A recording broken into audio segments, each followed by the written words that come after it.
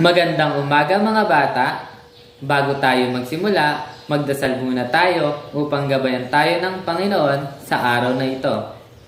Tumayo ang lahat at manalangin. Iyuko natin ang ating ulo at damhin ang presensya ng Panginoon. Panginoon, salamat po sa panibagong araw na ito upang kami ay matuto. Buksan niyo po ang aming isipan upang lubos na maintindihan ang aming mga aralin.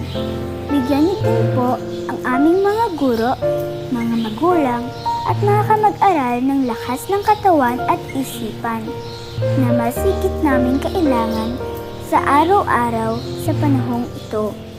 Ang lahat po ng ito ay aming dinadalangin sa iyo, aming Diyos Ama. Amen. Amen. Magandang umaga ulit mga bata. Ako si Ginoong Jose Virgilio. Pwede niyo akong tawagin Teacher JV o Sir JV, kung saan kayo mas komportable. Handa na ba kayo sa isang makabuluhang aralin ngayong araw? Bago ang lahat, Class Secretarya, may lumiban ba ngayong araw sa ating klase? Mahusay mga bata at walang lumiban ngayong araw. Handa na bang makinig at matuto ang lahat? Bago kayo maupo, maaari bang ayusin ang inyong mga upuan at pulutin ang mga kalat na nakikita ninyo sa inyong paligid? Maayos na ba mga bata? Sige, maaari na kayong umupo.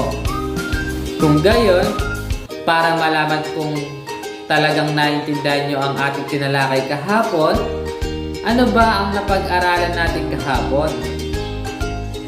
Mahusay! May makakapagbigay ba kung ano ang pandiwa? Mahusay! Ano ba?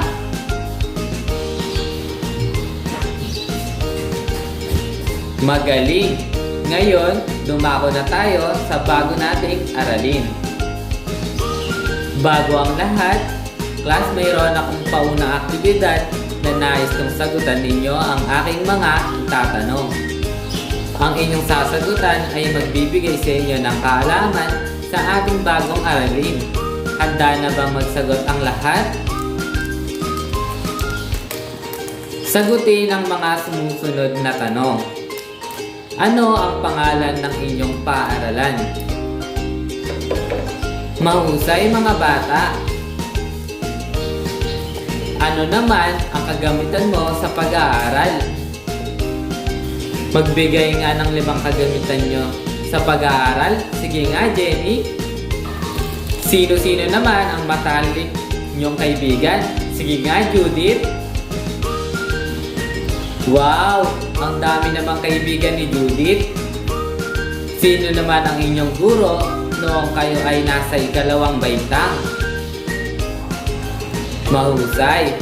Saan naman kayo bumibili ng pagkain tuwing recess? Mahusay mga bata! Mayroon akong maikling kwento rito mga bata. Ang pamagat nito ay Ang Kakaibang Kaarawan. Si Marga ay nagdidiwang ng kanyang 10 kaarawan. Sinilang siya noong unang araw ng Enero, taong 2013. Kakaibang selebrasyon ang ginawa niya at kanyang mga magulang. Dahil sa halip na paghahanda ng mga pagkain na nakasanayan, namigay sila ng kanyang handa tulad ng spaghetti, pansit, tinapay, juice, at sinamahan pa ng alkohol sa mga sundalong nagsisilbing bantay sa kanilang komunidad. Kaya naman sa tuwa ng kanyang nanay at tatay, binigyan nila si Marga ng paborito nitong aso bilang regalo nila sa kanilang anak. Class, sino ang batang tinutukoy sa maikling kwento? Tama! Ang sagot ay si Marga. Ano naman ang kakaibang selebrasyon ang kanyang ipinagdiwang? Tama mga bata! Kaarawan ang kanyang ipinagdiwang. Bukod sa kanyang handa, ano pa ang ipinimigay ni Marga? Mahusay. At ang huling tanong, ano ang regalo sa kanya ng kanyang magulang? Mahusay. Pansinin ang mga sagot sa mga tanong mga bata. Si Marga, alkohol, kaarawan, komunidad, aso. Ano ang masasabi nyo sa mga salitang ito? Tumpak mga bata. Ang mga salitang ito ay tumutukoy sa tao, bagay, hayop, pangyayari, at lugar. Ano naman ang kaugalian ang ipinamalas sa atin ni Marga? Magaling. Ang pagiging mapagbigay. Ipinakita ni Marga ang pagiging mapagbigay sa kabila ng kanyang kabataan. Magandang kaugalian ito mga bata, lalo na sa panahon natin ngayon na maraming nangangailangan. May ideya na ba kayo sa ating aralin ngayong araw? Magaling mga bata! Ngayon naman, basahin nyo ang ating layunin. Sa pagtatapos ng araling ito, inaasahan na nagagamit ang pangalan sa pagsasalaysay tungkol sa mga tao, lugar, at bagay sa paligid. Dumako na tayo sa ating aralin. Ang ating aralin ay ang paggamit ng pangalan sa pagsasalaysay. Ano nga ba ang pangalan? Pangalan ay ang salitang tumutukoy sa tao, bagay, hayop, lugar at pangyayari. Ibig sabihin nito, class, kapag pinag-uusapan natin ang pangalan, ay ang mga nakikita at naririnig natin sa paligid ay nilalagyan natin ng pangalan. Ano nga ulit ang pangalan mga bata? Mahusay mga bata. Ito ang ilang halimbawa ng pangalan. Mga halimbawa ng tao: anak, tatay, guro, bata. Ito naman ang halimbawa ng hayop: aso, ibon, kalabaw. Ito naman ang mga halimbawa ng lugar: bataan, paaralan, bukid. Ito naman ang mga halimbawa ng bagay: lapis, kotse, bangko. Ito naman ang mga halimbawa ng pangyayari: kaarawan, Pasko, bagong taon. Naintindihan ba mga bata? Ginagamit ang mga pangalan sa pagsasalaysay. Ang pagsasalaysay ay isang uri ng pagpapahayag.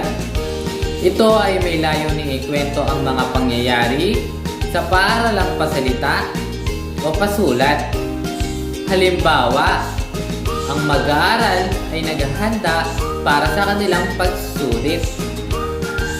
Ang pangalan sa pangungusap na ito ay ang mag-aaral. Isinasalaysay sa pangungusap na ito ang ginagawa ng mga mag-aaral. Iba pang halimbawa, si Danny ay maagang umalis ng bahay. Ano ang pangalan sa pangungusap? Magaling, class. May dalawang uri ng pangalan. Ito ay ang pantangi at pambalana. Atin itong isa-isahin. Una ay ang pantangi. Ang pantangi ang tawag sa ngalang tumutukoy sa tiyak o partikular na ngalan ng tao, bagay, hayop, lugar o pangyayari. Ito ay nagsisimula sa malaking titik. Halimbawa, Charlene, Maynila, araw ng mga puso.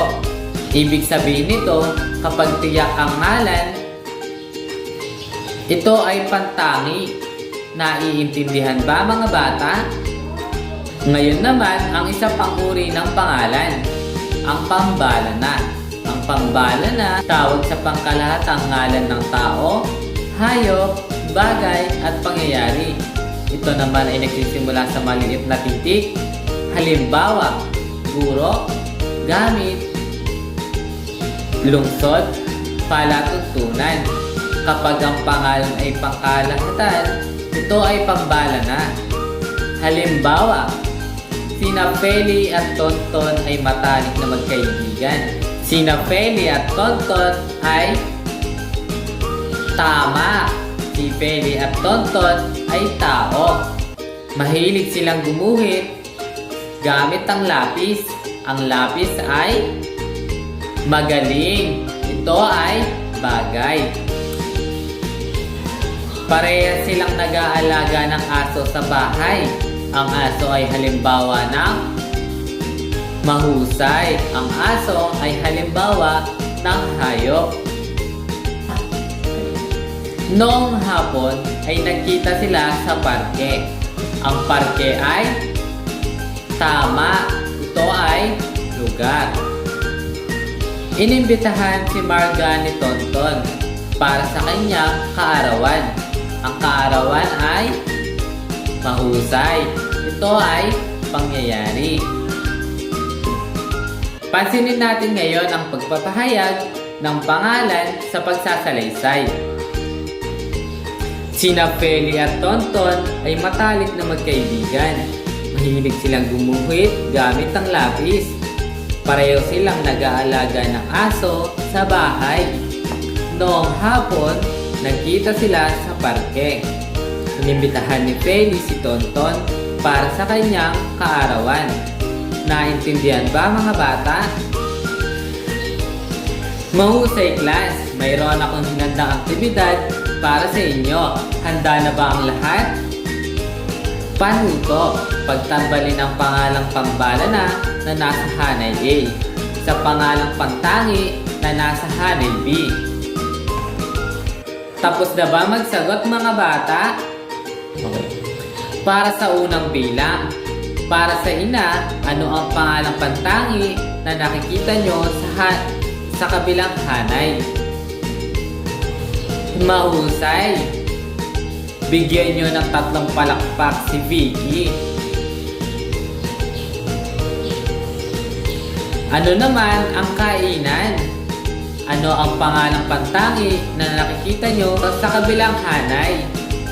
Magaling, Ruel. Bigyan nyo ng palakpak si Ruel. 1, 2, 3. 1, 2, 3. Ano naman ang pangalang pantangi na nakikita nyo sa kabilang hanay sa sapatos? Sige nga, Jenny. Mahusay. Bigyan nyo ng 3 palakpak si Jenny. 1, 2, 3. 1, 2, 3. Sa simbahan naman, ano ang pangalang pantangi na nakikita nyo sa kabilang hanay? Magaling! Bigyan nyo ng palakpak ang inyong sarili. 1, 2, 3. At ang panghuli, ang probinsya. Ano ang pangalang pantangi na nakikita nyo sa kabilang hanay? Sige nga, Judith. Mahusay, Judith. Bigyan nyo ng 3 palakpak si Judith. 1, 2, 3. Ang gagaling nyo mga bata. Naintindihan talaga ninyo ang ating aralin. Ngayon naman class, alam kong lubha nyong naintindihan ang ating pinag-aralan. Kaya naman nais ko kayong igrupo sa 2 pangkat. Tama. Ang unang hanay ay ang magiging unang pangkat. Ang pangalawang hanay naman ay ang ikalawang pangkat. Panuto, sumulat ng pangungusap na pasalaysay ayon sa larawan. Para sa unang pangkat, ito ang larawan na gagamitin nyo para makabuo ng pangungusap na pasalaysay. Para sa ikalawang pangkat, ito naman ang larawan na gagamitin nyo para makabuo ng pangungusap na pasalaysay. Naintindihan ba, class? Simulan na ang inyong pangkatang gawain. Bibigyan ko kayo ng 10 minuto sa paggawa. Tapos na ba ang lahat, class? Inyo na itong basahin sa harapan. Ang mauuna ay ang unang pangkat. Pagkatapos ay ang ikalawang pangkat naman. Mahusay mga bata. Ang unang pangkat at ang ikalawang pangkat ay nakakuha ng mataas na puntos. Ngayon naman, class, ilabas nyo ang inyong sagutang papel at magkakaroon tayo ng individual na gawain. Panuto, gumuhit ng bilog sa kahon kung ang pangalan na tinutukoy ay pambala na at star naman kung ito ay pantangi. Tapos na ba magsagot ang lahat? Atin na itong iwasto. Ano ang sagot sa unang bilang? Mahusay. Sa ikalawang bilang naman. Tama. Tagsulok o pantangi. Sa pangatlong bilang, ano ang sagot? Magaling. Tagsulok. Sa pang-apat na bilang, ano ang sagot? Mahusay. At sa panglima naman, magaling mga bata. Binyo ang inyong sarili ng Amazing Club. 1, 2, 3. 1, 2, 3. Amazing! Sa tingin nyo, class, nakakatulong ba ang paggamit ng pangalan sa ating tahanan? Magaling! Magbigay ka nga ng pangalan sa inyong komunidad. Mahusay! Ano pa? Tumpa! Mga bata, bigyan nyo ng Amazing Club ang inyong mga sarili. 1, 2, 3. 1, 2, 3. Amazing! Ngayon, upang malaman ko kung may talagang natutunan kayo sa ating aralin ngayong araw, ako ay magtatanong. Ano ang ating napag-aralan ngayong araw? Mahusay! Ano ba ang pangalan? Tama! Ang pangalan ng tawag sa salitang tumutukoy sa ngalan ng tao, bagay, hayop at pangyayari. Ano naman ang dalawang uri ng pangalan? Mahusay, pantangi at pambala na. Ang dalawang uri ng pangalan. Ano naman ang pantangi? Magaling. Ang pantangi ang tawag sa pangalan tumutukoy sa tiyak o partikular na ngalan ng tao, bagay, hayop, lugar at pangyayari. Ano naman ang pambala na? Tama! Ang pambala na ang tawag sa pangkalahatang ngalan ng tao, bagay, hayop, lugar, at pangyayari. Magaling! Lubusan nyo ang naintindihan ang ating aralin ngayong araw. Ngayon naman, ilabas ninyo ang inyong sagutang papel at lapis na panulat para sa maikling aktibidad. Panuto, tunan ang patlang upang makabuo ang bawat mangungusap. Naintindihan niyo ba mga bata? Tapos na ba magsagot ang lahat? Kung ganon, ipasa niyo na ito at ito ay aking iwawasto mamaya. Bago tayo magtapos, kuhanin niyo ang inyong kwaderno para sa inyong takdang aralin. Basahin ang panuto. Maliwanag ba mga bata? Mabuti, tumayo na ang lahat at magpaalam sa isa't isa.